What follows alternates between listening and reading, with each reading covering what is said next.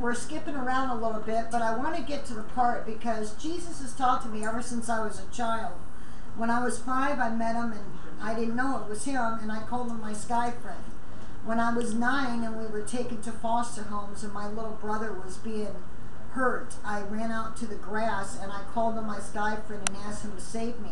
But after 4 years of being able to hear him, I couldn't hear him anymore, and I thought that he had left me. And again, when I was 12 years old, I heard the Lord again while I was riding in a car with someone that I lived with, a foster family.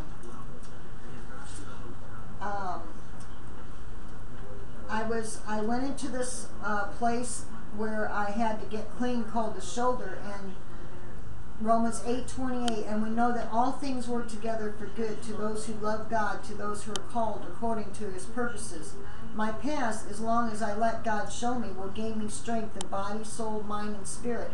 He can and will strengthen me and use my past to help others in need. I can identify with people. This last October in 1997, I got a prophecy concerning the fact that the Lord has given me a coat of many colors. One time during a session with a Christian counselor, he started to ask me some questions about my past, and I couldn't seem to remember or answer. Then in an instant, the Lord took me away in the Spirit and revealed some things to me that I had buried deep within my consciousness. While in the Spirit, the counselor gave me some paper. I know not why, except maybe I had asked for it. When I came back to the natural, after being in the Spirit, I was amazed at what I had written. I was in a horse pasture with my horse Copper Girl. It was more like a meadow with flowers, trees big and green. The sky was bright, bright blue, and I was on my knees talking to my friend, my sky friend, my God at that time, but since I was only 5 years old, I knew it not. I was talking to my friend, and every time I ran away, this is where the adults would find me. I can still see the picture of a little girl with blonde hair and hazel eyes with life in them. I can remember talking to my friend and what was said and what was heard. Why can't you send the clouds down to come and get me, I asked. I don't want to be here. Please come and get me. Let me come home and be with you. Not yet, my child. I have work for you. Just remember to look within, and I will always be there for you. I will never leave you. Soon, my child, soon, and you will be up here with me. Just a little while, and I will come for you. Then I was taken to the age of 9 years old in the first foster home I was in with my little brother. He was being abused, and I ran out to the grass and knelt down and asked my sky friend to come and help. There was no answer. I couldn't hear him anymore. I thought he left me. I was devastated. Then I was taken to another age. I was about 12 or so, and this family and I were in the car coming home from church. Back then, I was called Renee, meaning born again. I was in the back seat with my foster brother and mom and dad, and in the front seat was a tiny baby. I heard, Renee, take the baby. I tried to get the mother to give me the baby, and she wouldn't. Again, I heard, Renee, take the baby. Again, I tried, and she wouldn't let me have her. Again, I heard, even more loudly, insistently, and stronger, Renee, take the baby now. I can't, she won't let me, I replied. The father, who was a Baptist minister, turned around and asked me who I was talking to. I told him I didn't know, but somebody wanted me to take the baby. I can just about remember the look on his face, and he said, Chris, let her have the baby. Next thing I knew, I was coming to on the grass, and the car was totaled. The mother was being put into the ambulance. The little boy had to be pried out from under the driver's seat, and I believe my only words were, how is the baby? I had a sky friend, and I knew right then and there, when I was released from the trance, so to speak, that God had always been there. Luke 17:21 says, neither shall they say, lo here or lo there, for behold, the kingdom of God is within you.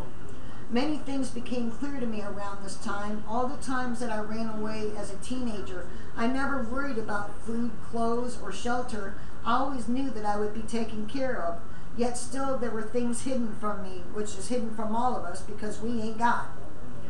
I didn't until recently know that all the times that I had gone to different churches and was told the do's and don'ts on why I was so uncomfortable, why searching on the outside for answers would never work, why all the times that I seemed on my own from 13 to 17 on the streets, that I would rather have been out there in the freezing cold Michigan winters instead of houses with families that I didn't trust.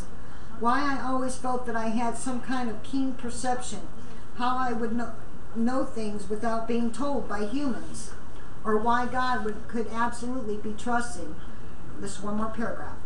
Yet I still had trouble believing with my mind. My mind was a war zone. My emotions, such as fear, would control my actions. I only know what I knew with the instinct.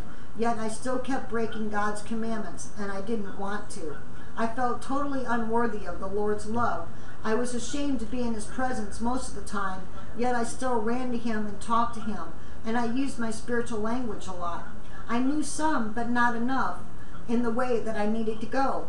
I was told by most of the Christian counselors that God had a mighty plan for me. I didn't believe it. I was never able to put two and two together. I wanted to change, and I wanted to help others. I knew that there was nothing good inside of me. I also know that I was trying to serve God with my natural self. My faith was based on feeling His presence. I didn't know that the presence I sensed in Him was Him in prayer. I didn't know that the evil presence I sensed in prayer was myself sometimes. I blamed the devil for that, and 9 times out of 10, it was the power of the flesh that I sensed. I knew nothing that I needed. I just believed that since I wanted to do right, and since I couldn't seem to, I was not all right. That spiritual revelation was gently, lovingly, and compassionately given to me these last couple of years through grace, finally knowing what it means. May God bless you and keep you. In Jesus' name, amen. Amen.